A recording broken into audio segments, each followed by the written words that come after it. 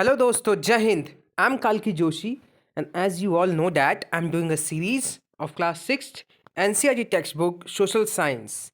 Today we are going to cover the third chapter of this textbook. Chapter 3, Landforms and Life. Let us read together with me, and I wish you sit with the textbook to understand in detail. I will be also explaining the same chapter in Hindi. As we go, the first introduction. Humans, like most mammals, live on land. Land, as you may have noticed, has many forms and features. Its appearance changes a lot from one region to another. Suppose that you are traveling by road from the region known as Chota Nagpur in Jharkhand, reach Prayagraj in Uttar Pradesh, and go on to Almora in Uttarakhand.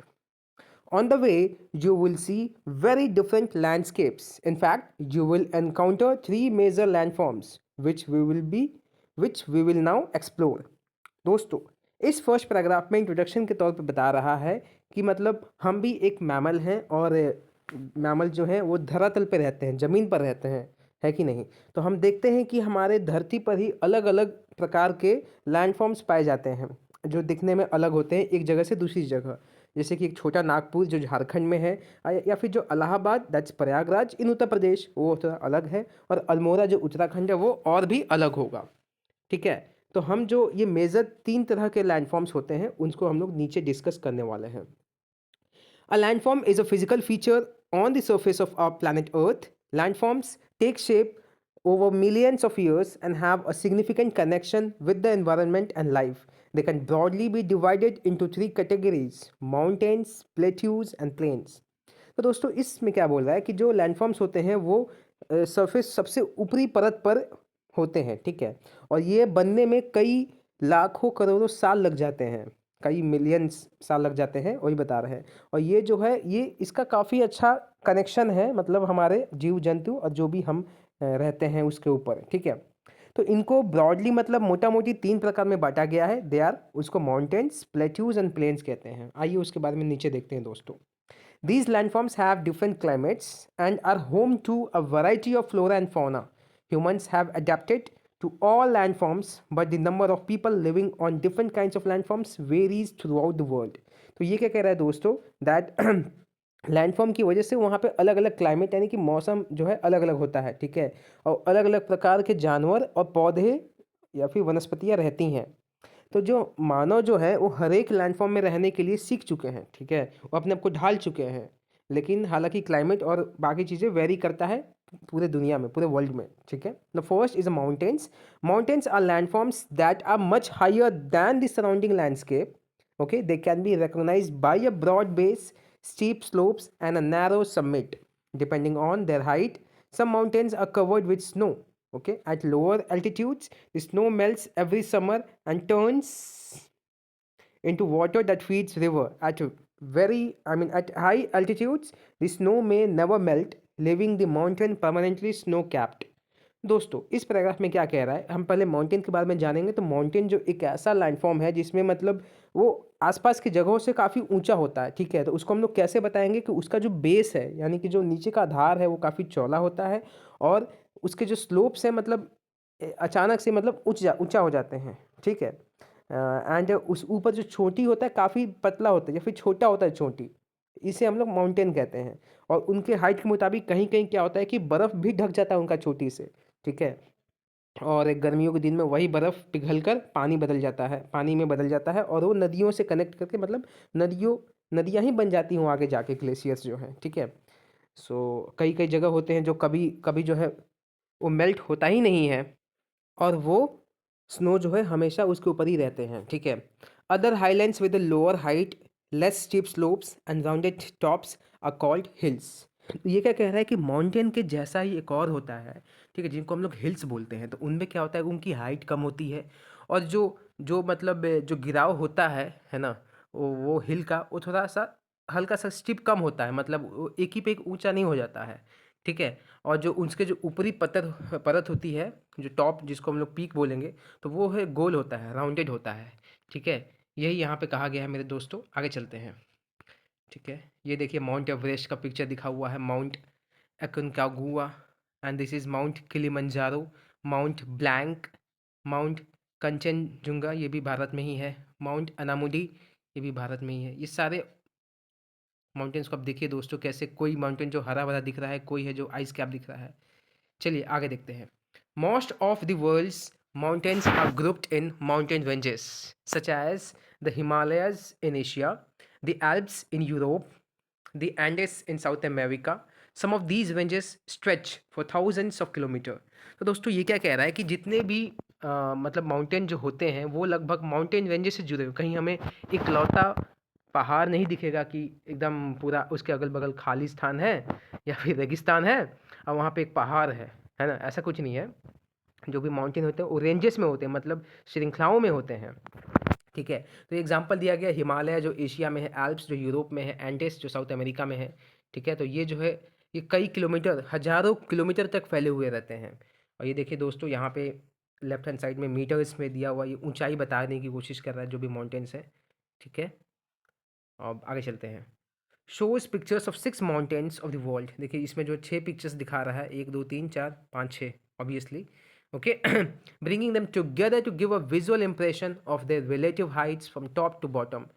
Okay, Mount Everest between Tibet, that is China and Nepal, okay, and Kanchenjunga between Nepal and India, state of Sikkim, are the two highest peaks of Himalayan range. Mount Aconcagua in South America is the highest peak of the Andes. Okay, the Mount Kilimanjaro in the Eastern Africa is an isolated mountain that is not part of any range. Okay, the Mont Blanc in Western Europe is the highest mountain of the Alps, and Anamudi in Kerala is also known as Annai Peak, is the highest mountain in south India. तो दोस्तों ये सारे जो भी mountain ranges दिखाए गए हैं यहाँ पे, वो हम लोग को ये समझने के लिए कि किस तरीके से उनकी ऊंची जो चोटियाँ हैं एक दूसरे से कैसे ऊंची हैं और कितना ऊंची है। नीचे ये ग्राउंड लेवल हो गया है। तो इसमें एग्जांपल में 6 कौन कौन से हैं, तो पहला वाला है जो माउंट एवरेस्ट है, एंड देन कंचनजुंगा है। ठीक है, उसके बाद हमारा ये माउंट एकोनकागुआ है जो कि साउथ अमेरिका में है, एंड देन माउंट किलिमंजारो है जो कि अफ्रीका में है, एंड देन माउंट ब्लैंक जो है ये वेस्टर्न यूरोप में है, एंड देन अनामुडी ये केरला में है। तो ये सारी माउंटेन्स जो हैं हमने ऊपर देखा। आगे चलते हैं दोस्तों। Mountains with tall and sharp peaks like the Himalayas are relatively young, which means that they were formed recently in the Earth's history, but that is still millions of years ago. Shorter and more rounded mountains and hills like the Aravalli Range are much older and have been rounded by erosion. Sometimes, as with the Himalayas, upliftment as well as erosion continue to this day. You will learn more insights about such processes and their causes. Let us just say, okay, here that some mountains of the world, like the Himalayas, are still growing in height. दोस्तों इस छोटे से paragraph में क्या बता रहा है कि ऐसे ऐसे पर्वत, ऐसे माउंटेन्स जो मतलब काफ़ी ऊंचे होते हैं और ऊपर में जो उनका चोटी होता है काफ़ी नुकीला होता है, जैसे कि हिमालय का है, तो उसको हम लोग यंग माउंटेन्स बोलते हैं। क्यों? क्योंकि वो हाल फिलहाल ही बना है। लेकिन ये सोच के काफ़ी मतलब चौंकाने वाली बात है दोस्तों कि वो फिर मतलब जो हाल फिलहाल जो है वो मिलियंस ईयर्स की बात कर रहे हैं हम लोग। ठीक है, लेकिन ऐसे माउंटेन्स जो कि ऊपर ऊपर के परत में थोड़ा सा प्लेन होते जा रहा है ना, शॉर्टर एंड मोर राउंडेड जो माउंटेन हो जाते हैं, तो उसे जैसे कि एग्जांपल है अरावली, वो बहुत पुराने माउंटेन्स हैं। ठीक है, वो एरोजन की वजह से ऐसे हो जाते हैं। ठीक है, और हिमालय की ऊंचाई मेरे दोस्तों अभी भी इंक्रीज हो रही है। ठीक है, every day as we are looking. तो ये चीज़ें इस पैराग्राफ में बताया है। आगे चलते हैं। Mountain environment. Mountain slopes are often covered with a type of forest called mountain forest, where conifer trees such as pines, firs, okay, spruce, and deodar are common. These conifer trees grow tall and cone shaped with thin, pointed leaves. At higher altitudes, the trees give way to grasses, mosses, and lichen. तो दोस्तों ये क्या, यहाँ पे हम लोग mountain का environment discuss किए हैं। ठीक है, that how does the mountain का जो आसपास की जो वातावरण है वो कैसी होती है। तो वहाँ पे देखेंगे कि स्लोप्स जो है वो सारे जंगल से ही भरे हुए रहते हैं। तो उस जंगल को हम लोग कहते हैं माउंटेन फॉरेस्ट। ऐसे जंगलों में हमें पाइन्स और फर्स, स्प्रूस एंड देवदार जैसे पेड़ मतलब पाए जाते हैं। ठीक है, तो ये जो पेड़ होते हैं काफ़ी ऊंचे होते हैं और कोन शेप के होते हैं। कोन शेप मतलब आप एक्समस ट्री देखे होंगे ना दोस्तों, उस तरह का, ताकि कोई अगर बर्फ़ गिरे तो फिसल जाता है। ठीक है, और उनके उनके पत्तियाँ भी जो पॉइंटेड लीव्स होते हैं, दैट्स ऑल। यही सब चीज़ें इसमें बताई गई हैं, और यहाँ ये आप लोग खुद से दोस्तों पढ़ लीजिएगा, ठीक है। It's all about different news, ठीक है। ये देख लीजिए, what is this? Peregrine falcon, this Himalayan tahr, this is mountain hare, okay, the golden eagle, Canadian lynx, yak, ibex and grey fox, leopard, black bear, these are the few mountain animals। दोस्तों ये picture के साथ आपको दिखाया गया है, आप इनको देख सकते हैं, एंड इट्स इजीली अंडरस्टैंडेबल, ठीक है, जो भी है। Let's move forward towards the deep forest. Flowing rivers, lakes, grasslands, and caves in the mountains are home to diverse fauna. For instance, the golden eagle, the peregrine falcon, the Canadian lynx, and the snow leopard, the ibex, the Himalayan tar, the mountain hare, the yak, the grey fox and the black bear। दोस्तों ये जो भी हमने animals ऊपर देखे हैं उनकी बात कर रहे हैं कि वो जो है इन जगहों पर रहते हैं, ठीक है। अब ये देखिए, terrace farming in north India, ठीक है। तो ये डेफिनेटली हिल में हम लोग बनाते हैं, जहाँ भी हिली एरियाज़ है वो टेरेस फार्मिंग होती हैं, क्योंकि उनके स्लोप्स इतने स्टीप नहीं होते हैं, ठीक है। आइए इसको देखते हैं, लाइफ इन माउंटेन्स को। The mountains terrain is usually rugged और rough and has steep slopes. This means that regular farming can only be practiced in some valleys. Cultivation is practiced on slopes by cutting steps into the slope. Okay, this is called terrace farming. In many mountainous regions of the world, herding is preferred occupation over agriculture. तो दोस्तों ये हमारे मतलब मनुष्य जीवन की life की बात कर रहे हैं, जो माउंटेन्स में हम कैसे व्यतीत करते हैं। तो यहाँ पे क्या बोलता है कि जो माउंटेन की जो टेरेन होती हैं वो मतलब काफ़ी रफ़ होती है और रग्ड होती है, ठीक है। और उनके जो उतार चढ़ाव जो होते हैं काफ़ी ऊंचे होते हैं, ठीक है। तो इसलिए वहाँ पे हम लोग नॉर्मल खेत में जैसे खेती करते हैं, जैसे कि नॉर्दर्न प्लेन्स हो गया है, तो उस तरीके से हम लोग खेती नहीं कर सकते हैं, ठीक है। और ये कई वैलियों में ही हम लोग खेती कर सकते हैं। तो कल्टीवेशन जो होती है, जो खेती होती है, वो उन स्लोप्स को स्टेप्स के रूप में काटा जाता है, बनाया जाता है, ठीक है, ताकि जो मिट्टी जो है वहाँ पे कुछ कुछ लेवल तक रहे, उसके बाद फिर नीचे जाए, ठीक है। तो उसको हम लोग टेरेस फार्मिंग बोलते हैं, ओके। और यहाँ पे जो है जो हर्डिंग है उसको मतलब उसको ज़्यादा प्रीफर किया जाता है एग्रीकल्चर से, क्योंकि खेती में काफ़ी नुकसान हो जाते हैं, okay. Tourism is often an important source of income for the people living in the mountains. The crisp mountain air and the scenic beauty attract many tourists. Some tourists also go to the mountains for sports such as skiing, hiking, mountaineering, and paragliding. For many centuries, people have also traveled to these uplands for pilgrimages to holy sites.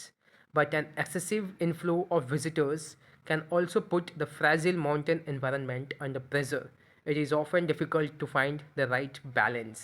दोस्तों इस paragraph में बहुत सुंदर से समझाया गया है कि जो टूरिज़्म जो है वो किस तरीके से मतलब इनको इम्पॉर्टेंट इनकम सोर्स हो जाती है, क्योंकि लोग जो है विजिट करते हैं माउंटेन वैलीज़ में, घूमने के लिए जाते हैं, ठीक है। तो यहाँ की जो सुंदरता है वो काफ़ी लोगों को अट्रैक्ट करती है, और यहाँ पे हवाएं भी काफ़ी मतलब सुंदर होती हैं, ठीक है। तो कुछ लोग जो हैं यहाँ पे आके कुछ स्पोर्ट्स भी करते हैं माउंटेन के लिए, स्पोर्ट्स जैसे कि स्कीइंग हो गया, हाइकिंग हो गया, माउंटेनियरिंग हो गया, पैराग्लाइडिंग, ये सारी चीज़ें यहाँ पे लोग करते हैं, ठीक है। कई सदियों से मतलब ऐसा लोग करते हैं। और कुछ जो पूजा भी करते हैं, पिलग्रिमेज साइट हो गया है जहाँ पे भगवान या फिर देवी देवता का कुछ होता है। तो ये सारी चीज़ें हमें माउंटेन रेंज में देखने को मिलती है। और क्या दोस्तों यहाँ पे है ना। तो ये जो है don't miss out this our Bachendri Pal और अरुणिमा सिन्हा, इन दो पैराग्राफ आप खुद पढ़ लीजिएगा दोस्तों, ये उनके बारे में बताया गया है ना।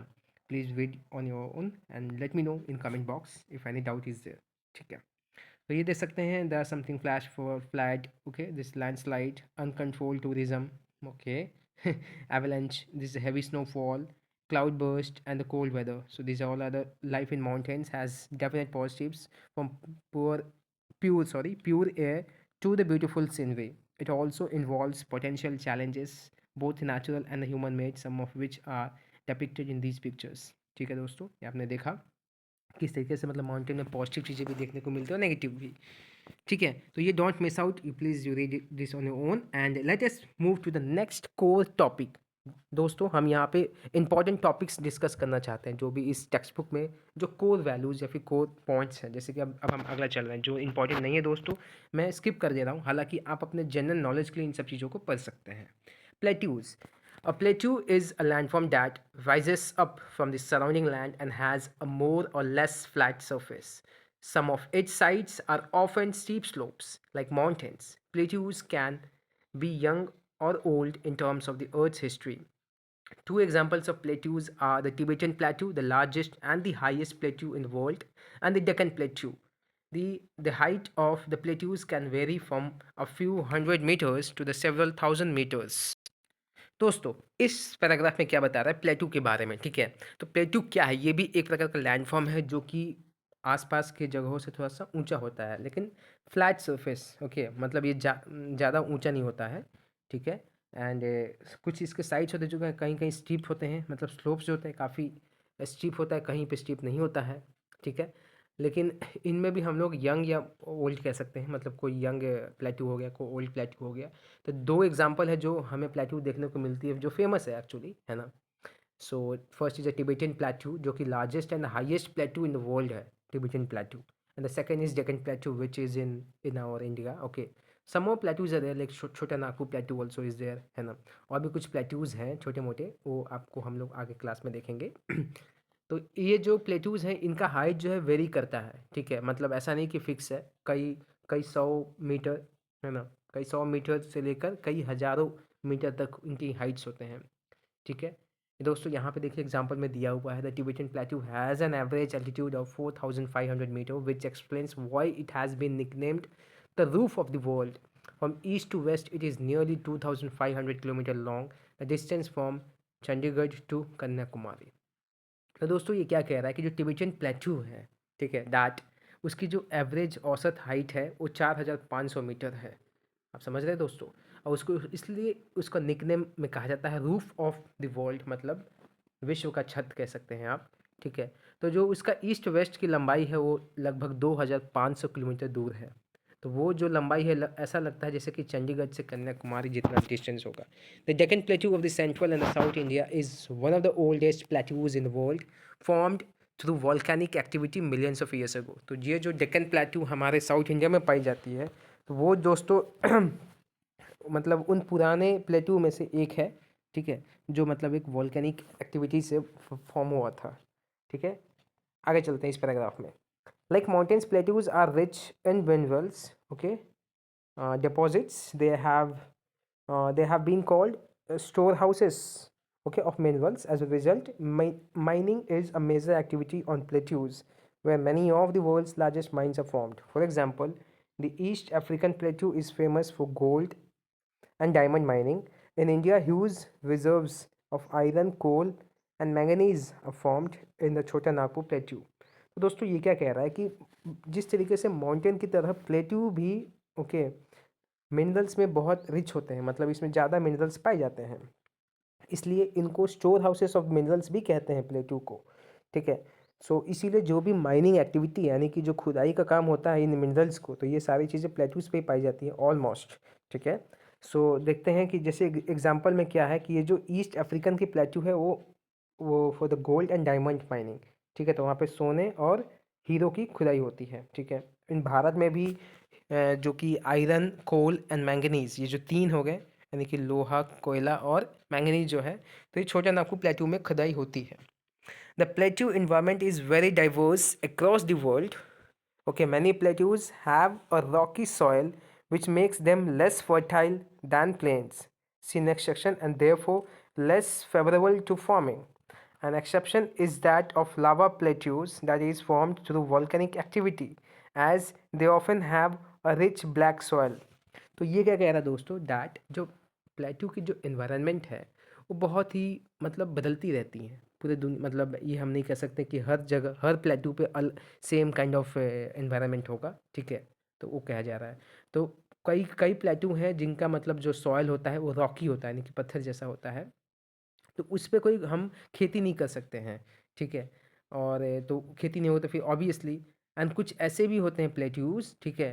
तो जो मतलब वॉल्केनिक एक्टिविटी से जो फॉर्म होते हैं, यानी कि ज्वालामुखी के फटने की वजह से जो बनते हैं ऐसे प्लेट्यूज जो हैं, तो वो जो है उनके पास काली मिट्टी होती है, वो काफ़ी फर्टाइल होता है, ठीक है? Plateaus are also home to many spectacular waterfalls. The Victoria Falls on the Zambezi River in southern Africa, the Hundru falls on the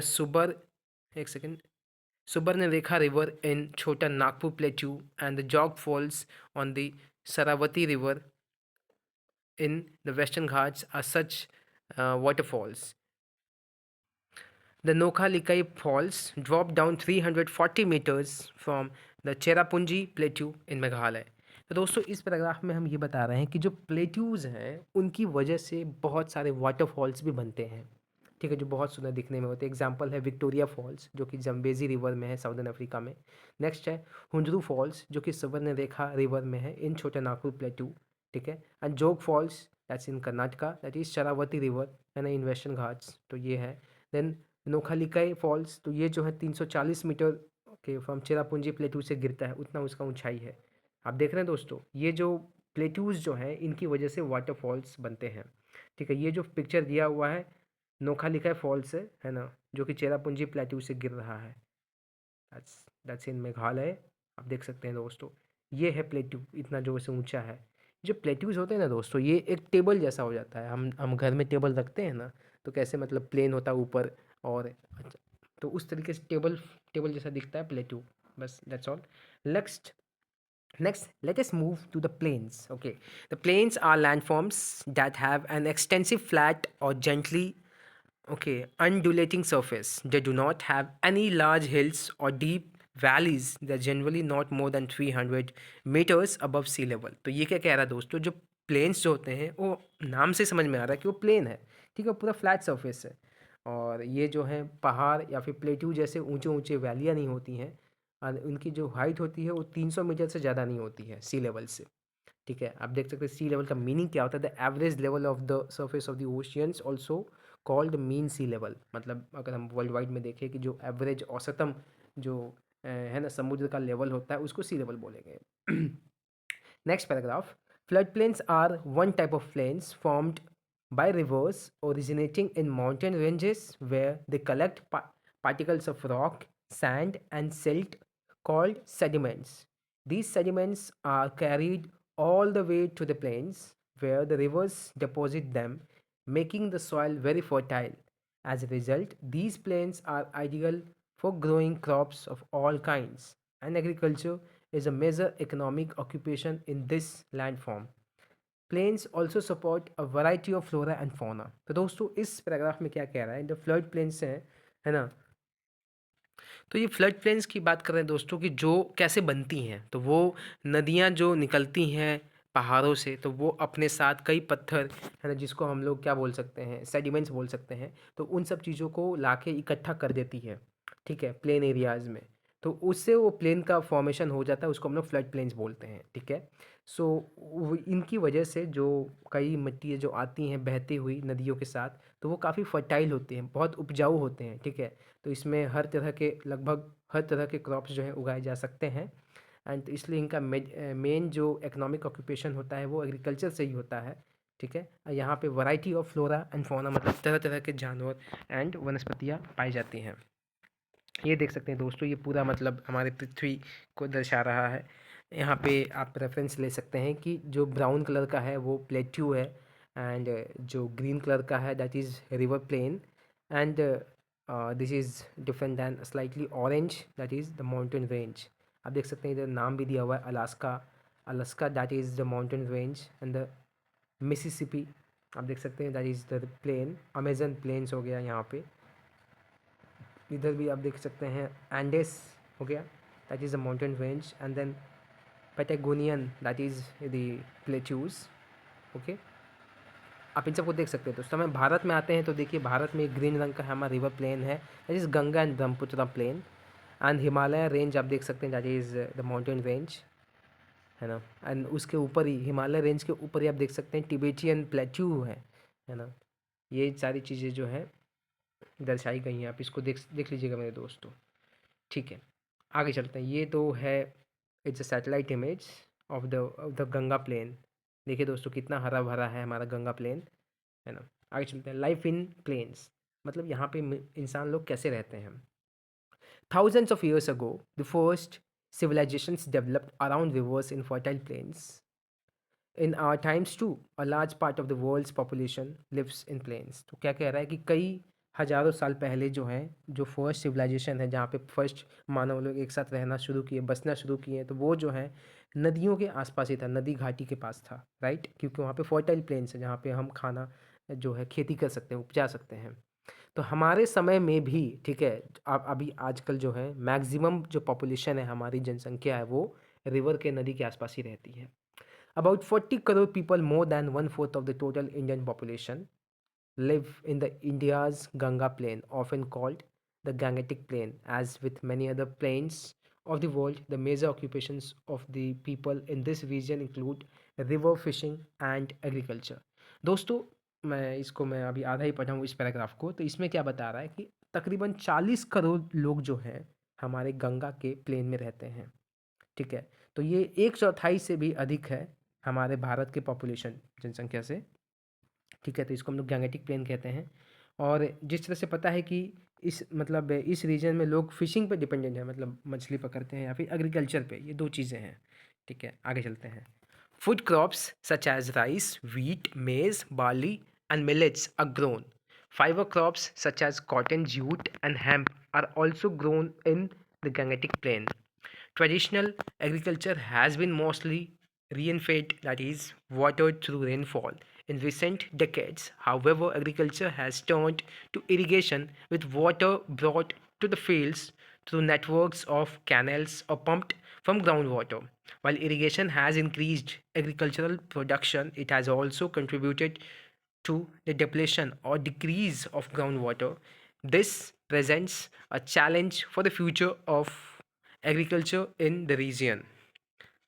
Some of the other problems affecting the Ganga plains include high population and pollution. तो दोस्तों, ये क्या बता रहे हैं यहाँ पे? शुरुआत में हम देखेंगे कि एग्जाम्पल दिया गया है कौन कौन से फूड क्रॉप यहाँ पाए जाते हैं या फिर उगाए जाते हैं, जैसे कि राइस हो गया, चावल, गेहूँ, ओके, मेज़ हो गया, बार्ली एंड मिलेट्स, ठीक है? एंड कोई और फाइबर क्रॉप्स भी, जैसे कि कॉटन, जूट एंड हेम्प, ये भी यहाँ पे ग्रो होते हैं। तो देखा जाए तो यहाँ पे जो भी एग्रीकल्चर जो होती हैं, वो अगर पानी से नहीं हो रही है तो कभी बारिश से हो जाता है, ठीक है? क्योंकि रेनफॉल होता है, ठीक है? एंड अभी अभी कई वर्षों से क्या हुआ है कि जो एग्रीकल्चर का जो इरिगेशन है ना, वो जो है कई नदियों से जो निकलती हैं नहरें, ठीक है? नहरों के माध्यम से हम खेती यहाँ पे होता है। और कई पंप भी लगा रखे हैं, मतलब ग्राउंड वाटर को, मतलब उसकी मदद से वो बचा भी रहे हैं, ताकि, क्योंकि मतलब काफ़ी खर्च हो रहा है ना ग्राउंड वाटर, अगर हम लोग ज़्यादा मोटर लगा देते हैं, ठीक है? सो ये भविष्य में आने वाले जनरेशन को मतलब पानी की कमी ना हो, पीने वाला पानी है, तो वो भी हेल्प करता है, ठीक है? और एक और चीज़ है जो प्रॉब्लम यहाँ पे फेस हो रही है इन जगहों पे, वो क्या है? ज़्यादा जनसंख्या हो गया है और पॉल्यूशन। आपको पता ही होगा कि मतलब गंगा को साफ़ करने के लिए कितने सरकार जो है कोशिश करती है, एंड अभी यमुना नदी में भी वही हाल है, ठीक है? चलिए आगे इस पैराग्राफ में चलते हैं। Whether in mountain ranges or plains, rivers around the world have carried immense cultural value. In particular, many communities have considered a river's source and its confluence with one or two other rivers to be sacred. In India, numerous festivals, ceremonies, and rituals are conducted at such locations. दोस्तों, ये क्या कह रहा है कि मतलब mountain ranges और planes में, ठीक है, हर जगह हम देखेंगे कि जो कल्चरल वैल्यू है, मतलब हमारा क्या आता है, हमारा खुद का, हमारे खुद का जो पूर्वज लोग हैं वो पूजते आ रहे हैं, ठीक है? तो हमारे हमारे भारत में नदियों को बहुत पूजा जाता है, ठीक है? उनकी पूजा की जाती है, जैसे कि छठ पूजा होता है, छठी मैया। हालांकि छठ पूजा जो सूर्यदेव को होता है, लेकिन वो तो गंगा यमुना नदी में ही होता है ना, ओके? और नदियों को भी पूजा जाता है, गंगा मैया, यमुना मैया, जो भी है, ठीक है? तो कई कई कई त्यौहार मनाए जाते हैं, कई पूजा पाठ होती है अलग अलग लोकेशंस पे, ठीक है? साउथ इंडिया में भी नदियों को लोग पूजते हैं। Because plains have a gentle slope, river navigation is easy and supports a lot of economic activities. In earlier days, people also used rivers extensively to travel from one place to another. Even today, there are stretches along the Ganga where people prefer to use boats to move around. दोस्तों, इस paragraph में क्या बता रहा है, ठीक है? That the planes में, है ना, उनका जो स्लोप होता है वो एकदम एक पे एक ज़्यादा नहीं हो जाता है, वो हल्का ही होता है देखा जाए तो, क्योंकि हाँ, हल्का सा स्लोप होता है, मैं ये नहीं कहूँगा कि बिल्कुल स्लोप होता ही नहीं है, क्योंकि नदी को बहने के लिए, बहाव के लिए तो स्लोप चाहिए ही चाहिए हल्का सा, है कि नहीं? तो रिवर में जो नेविगेशन यानी कि जो ट्रैवल करना होता है वो काफ़ी ईज़ी हो जाता है, ठीक है? और जो भी इकोनॉमिक एक्टिविटीज़ यानी कि जो एक सामान को दूसरी जगह लेके जाना हो नाव से, है ना? तो हम लोग कर सकते हैं। और अभी नहीं, पहले भी ऐसे ही होता था, लोग लोग सफ़र भी करते थे तो नदियों में ही करते थे नाव के माध्यम से, है ना? दैट्स ऑल, इस पैराग्राफ में यही है। आगे चलते हैं दोस्तों। Okay, hold on. This river transportation on the Ganga, आप देख सकते हैं कि गंगा में किस तरीके से छोटा मोटा सामान जो है ऐसे ट्रांसपोर्ट होता है, ठीक है? In this chapter, we explored the three main landforms, but its surface is very complex, and experts often define a few more landforms. One such landforms is the desert. Deserts are considered to be large and dry expanses, okay, with very little precipitation. Their flora and fauna are also unique. Some deserts are hot, like Sahara Desert in Africa or the Thar Desert in the northwest of Indian subcontinent. Others are cold, like the Gobi Desert in Asia. Some experts also describe the Antarctica continent as a desert. ठीक है, तो ये क्या कह रहा है दोस्तों कि इस चैप्टर में हमने पढ़ा कि थ्री मेन जो लैंडफॉर्म्स हैं, है ना, वो तो mountain plateaus and the plains, तो उनके अलावा मतलब भी हमारे कुछ लैंडफॉर्म्स पाए जाते हैं, ठीक है? तो उनमें से एक है जैसे कि रेगिस्तान जिसको बोलते हैं, डेजर्ट हो गया। तो डेजर्ट जो होता है वो क्या होता है, एक काफ़ी लंबी सूखी हुई मतलब जगह की बात करते हैं जहाँ पे पानी की मात्रा, प्रिसिपिटेशन कम हो, बारिश ही ना हो, ठीक है? तो वहाँ पे जो वनस्पति या फिर जो जानवर रहते हैं वो काफ़ी यूनिक होते हैं, ठीक है? कुछ डेज़र्ट जो होते हैं वो गर्म होते हैं यानी कि हॉट होते हैं, जैसे कि सहारा डेज़र्ट अफ्रीका में है, या फिर थार डेज़र्ट जो कि राजस्थान हमारे वेस्टर्न नॉर्थ वेस्ट पार्ट में है, इंडियन सबकॉन्टिनेंट में, ठीक है? एंड दूसरे डेज़र्ट जो कि गोबी डेज़र्ट हो गया एशिया में, तो दैट इज़ कोल्ड डेज़र्ट, ठीक है?